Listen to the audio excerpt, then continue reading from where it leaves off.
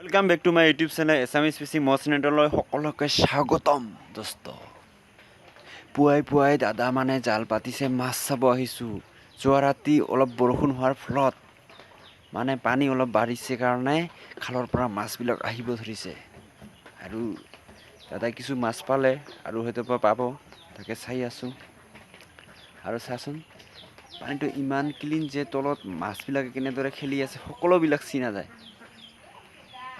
দেখিবলৈ খুব ভাল লাগিছে মানে।